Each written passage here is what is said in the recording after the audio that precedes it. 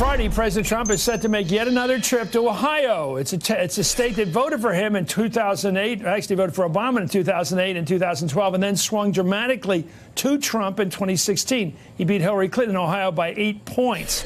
Well, the president is set to host a fundraiser there for Republican Senate candidate, the candidate, Jim Renacci.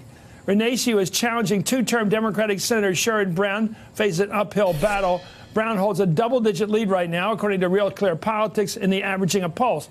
First elected in 2006, Senator Brown has been a vocal advocate for the working families of his state. In today's Cincinnati Enquirer, he writes, "We need to reset the conversation to focus on our greatest asset, the American worker. One place we can start is by unraveling the disastrous provisions of the GOP tax plan actually rewards companies that move their production to foreign countries." From what I'm joined by himself.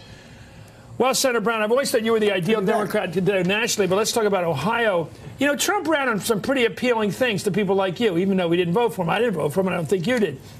One, he was going to get rid of stupid wars, and you were against the Iraq war. He was going to build infrastructure. He's going to be for the working regular family. Yeah, what happened? Well, he promised all this good stuff. I think people, I think Ohioans, a lot of working Ohioans believe that Washington's forgotten them. They've seen these trade agreements that have shut down production in Mansfield and Toledo and moved it to Wuhan and Beijing and Reynosa, Mexico. And they don't see their children having a better material life than they are, and they rolled the dice. I think they're seeing that there is no infrastructure plan, that the tax bill overwhelmingly helps the rich. You know, there's a provision in the tax bill. If you're manufacturing in Youngstown, you pay 21% corporate tax rate. GM does, but if they move that plant to Mexico that they've talked about, they pay 10.5%. So government basically gives them a 50% off coupon on their taxes. On the infrastructure, I want to remind people like you, he made a specific promise. He was going to rebuild Penn Station in New York all the way to LAX Airport in California. He was going to rebuild this country. Instead, he gave the tax cuts to the rich. Anyway, here's your ad. I do like the ad. I think it does tell the Democratic story, not just in your state. Let's watch.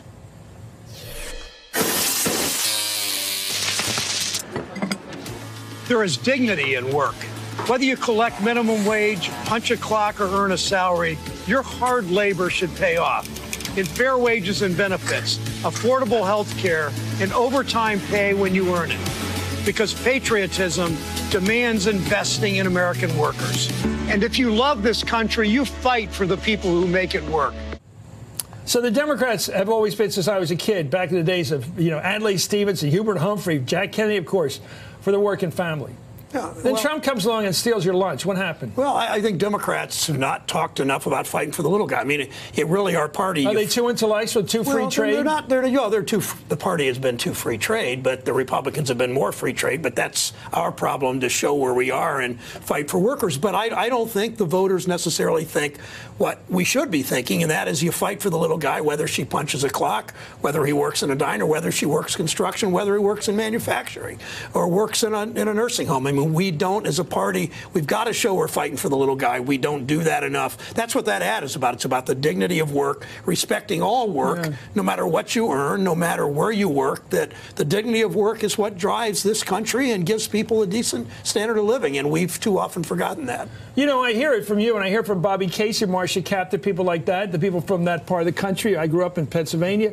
Actually, Philadelphia, which isn't exactly Pennsylvania, right. But all the way across to that area, and yet that is the grounds for 2020 as well, isn't it? Yeah, sure. You got to win that back. Sure it is. I mean, we could win the popular vote by 5 million, but we've got to win Pennsylvania, Ohio, Wisconsin, and Michigan. But I mean, it really is, though, talking about workers, talking about the dignity of work, and showing the voters, and I don't talk about Clinton voters and Trump voters. I don't talk about black or white or Latino workers. I talk about workers, and I think that's how you pull people together. Democrats used to be Bill Clinton was really good at this.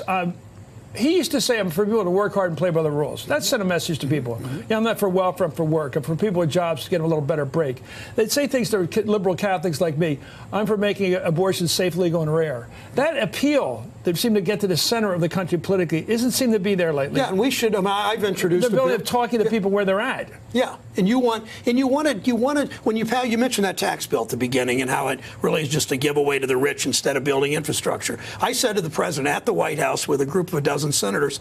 Look at my Patriot Corporation Act. It says if a company pays decent wages, provides good benefits, and makes in the United States, like this suit's made by union workers 10 miles from my house, if you do that, then you get a lower tax rate. That's the kind of government people in Ohio want. A government that's responsive to workers, that helps our country, that brings prosperity to our communities. Let me ask you about this Supreme Court thing coming up, because you're a senator and you're going to get to decide this thing. How do you like, you met with Kavanaugh today, there he is, Brett Kavanaugh. What do you make of the cut of his jib right now? What are you worried about him? What are you thinking about him? You know, I've talked to him about worker rights, and I talked to him about women's health, and I talked to him about the CFPB, and I talked to him about health care. And to me, is he in the bag with the corporate world? Yeah, I mean, he says he isn't, but I mean, I think his history has shown that. There's a reason the president appointed him, they nominated him, and 5 million people in my state have a pre-existing condition. 5 million people. If the narrative on this court nomination is that he will repeal the Affordable Care Act and take away that consumer protection, he could go down, because overwhelmingly people in this country, regardless of your party, care about pre-existing condition and know we need consumer protection. I think health care is one of the big things the country counts on the federal government doing something about. They may not be able to get you a job tomorrow morning, but they can look out for your health care and pre-existing condition. Can we save Obamacare without the individual mandate? Will it last? Yeah, because Congress will make some allowances if the Democrats win next year. But it's hard. But I mean, clearly the Republicans haven't lined up to eliminate pre-existing condition. No, people love Medicare. Protection. They love Social Security a lot.